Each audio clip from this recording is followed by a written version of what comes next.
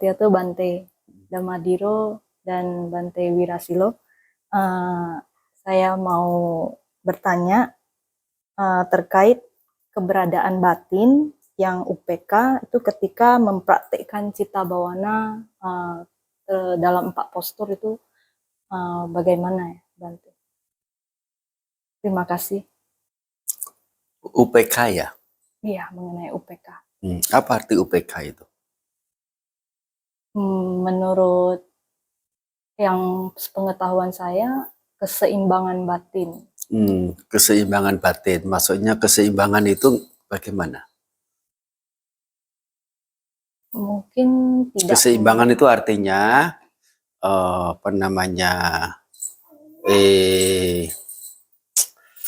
kebencian itu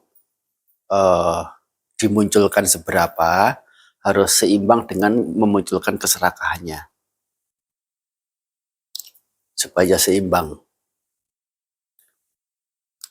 Atau keburukan munculnya seberapa diimbangkan dengan munculnya kebaikan supaya seimbang. Nanti kalau terlalu banyak keburukan, terlalu sedikit kebaikan, nanti jomplang ke sisi berat, ke keburukan. Tapi kalau kebaikannya terlalu banyak, keburukannya terlalu sedikit, itu juga tidak seimbang, nanti jomplang. Begitu? Atau bagaimana maksudnya keseimbangan batin?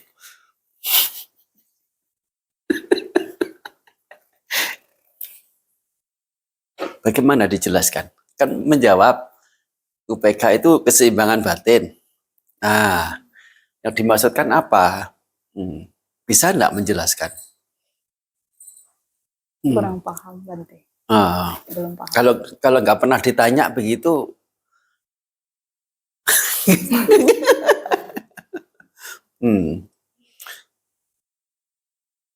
Nah itu dalam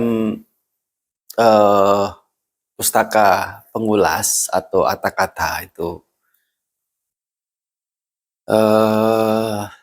UPK itu kalau nggak salah dirinci menjadi 9 atau 10 makna begitu ya. Tetapi ya maksudnya makna itu konteks begitu. Konteksnya itu dalam pengembangan UPK Brahma Wihara misalnya. Itu berbeda dari UPK dalam jana yang keempat itu. Nah, jana yang keempat itu kan ada UPK. Betul ya? UPK Sati Parisudhi. Itu artinya konteksnya itu berbeda. Semacam begitulah, ada perbedaan-perbedaan konteks. Tapi secara umum, kata UPK itu bisa diartikan sebagai tatra majjata, yaitu keberadaan di tengah. Artinya keberadaan di tengah itu tidak berat ke sebelah atau tidak berpihak ke sebelah. Artinya berada di pusat. Dan itu tidak beda dari keberadaan terpusat memang. UPK itu. Dimaksudkan di sini tidak kecewa terhadap hal-hal yang memicu datangnya kekecewaan, tidak gandrung, tidak menyenangi terhadap hal-hal yang memicu datangnya hal-hal yang menyenangkan. Ini namanya adalah UPK. UPK itu juga kalau dalam Brahma Wihara itu salah satunya punya makna terhadap mereka yang berkesusahan, tidak menjadi terenyuh, tidak menjadi prihatin, tidak menjadi kasihan yang sampai berlebihan bagaimana. Atau terhadap mereka yang berhasil, terhadap mereka yang sukses, terhadap mereka yang sudah mendapatkan apa yang diinginkan, ya tidak sampai menunjukkan rasa apresiasi, rasa salut, ya tidak ikut bersukacita yang sampai berlebihan begitu. Soalnya orang yang punya pelatihan dari sisi UPK, nah ya sekilas itu tampaknya seperti orang masa bodoh begitu. Soalnya dia tidak punya reaksi terhadap siapapun. Kalaupun ada reaksi itu minim sekali tergantung pada tingkatan UPK-nya. Kalau UPK-nya sangat tinggi bahkan tidak ada reaksi pada siapapun. Mereka mau jungkir, mau balik, mau apa, ya diem seolah-olah itu acuh tak acuh. Tetapi keacuh tak acuhannya itu bukan didasari oleh ketidakpedulian atau kedunguan atau ketidaktahuan, melainkan justru sebaliknya didasari oleh sikap-sikap batin yang bijaksana, sangat bijaksana, lebih bijaksana dari memunculkan misalnya meta karuna mudita. Jadi hanya tampak di luaran itu orangnya masa bodoh, orangnya acuh tak acuh, tapi dasar hatinya itu adalah kebijaksanaan, pengetahuan yang benar, pengetahuan yang jauh. Nah, balik pada UPK yang dalam meditasi. Meditasi mau berjalan, mau duduk, mau apa, semuanya itu adalah upaya dalam menyingkirkan hal-hal buruk dalam batin. Nah, itu namanya meditasi. Dan ini mesti dipegang. Dan harus dimengerti seperti ini. Kalau mau memahami meditasi menurut ajaran Sang Buddha. Mengapa? Nah, oleh karena itu ada pendefinisiannya. Apa itu yang disebut dengan samadhi? Tidak lain adalah proses dalam masuk jana 1, 2, 3, 4. Betul ya? Nah, proses untuk masuk jana pertama itu apa? Itu loh. Wiwicewa kamehi, wiwica aku salehi tamehi.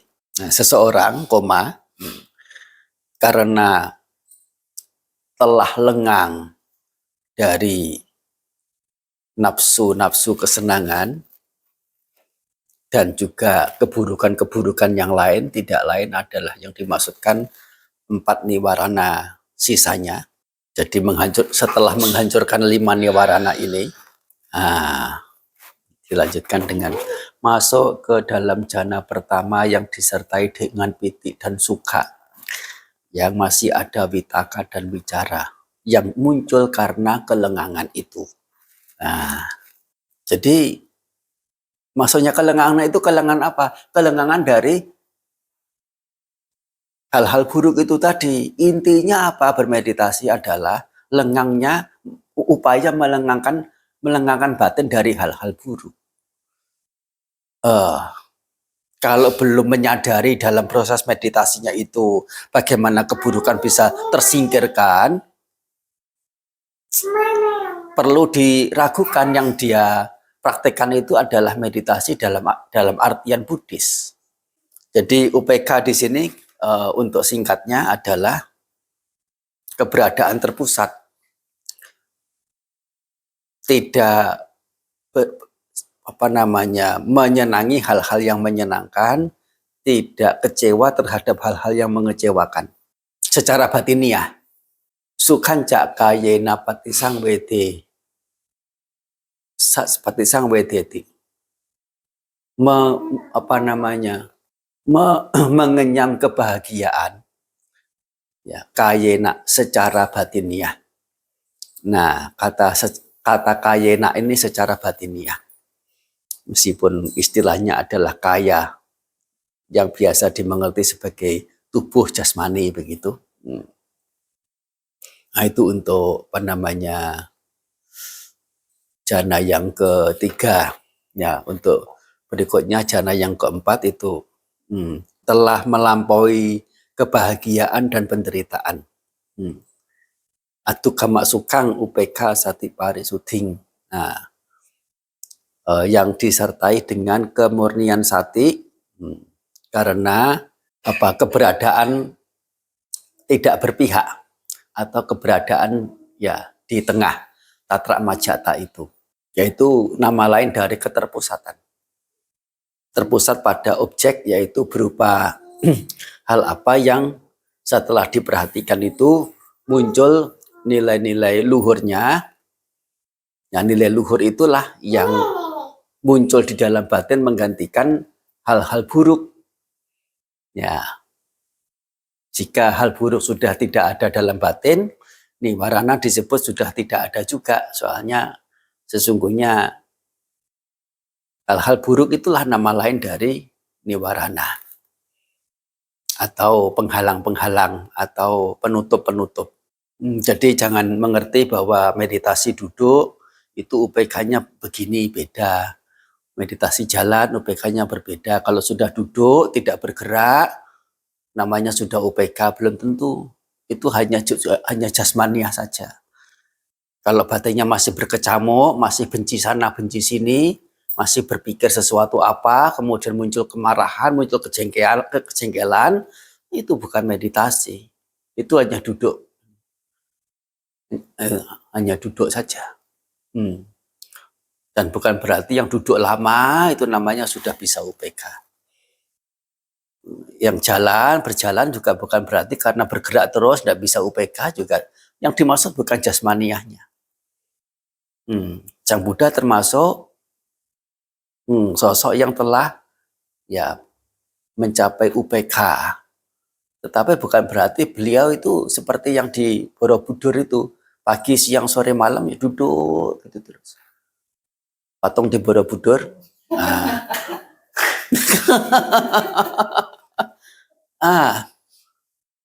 Beliau juga berbicara, beliau juga berinteraksi dengan orang, bersantap makan, pindah patah. Tapi beliau adalah orang yang punya disebut dengan apa itu tadi, keseimbangan batin. Artinya apa? Tidak sampai terenyuh, terharu, prihatin sama orang yang susah dari sisi ekonomisnya atau sisi apanya, atau orang mendapatkan kejayaan dari sisi kemenangan peperangan atau mendapatkan keberhasilan dalam pekerjaan dan sebagainya, tidak terlalu berbunga-bunga dengan keberadaan seperti itu. Nah, termasuk juga ya tidak menyenangi hal-hal yang menyenangkan, termasuk tidak kecewa terhadap hal-hal yang mendatangkan kekecewaan. Ya, beliau bisa menanggapi, menyikapi apa yang datang pada diri beliau itu dengan tatra majata, dengan keberadaan tengah atau keberadaan terpusat, tidak berpihak ke kiri, ke kanan, ataupun kemana. Itu namanya punya UPK. Bukan dari sikap tubuhnya yang tenang, kemudian baru bisa UPK, sedangkan jalan itu tidak mungkin UPK, yaitu kita sudah salah arah untuk mengerti UPK. Dalam mengerti UPK. Sudah menjelaskan belum? Sudah Bante. Terima kasih ya Bante, Anmodana. Anmodana. Sapitiyo viwacantu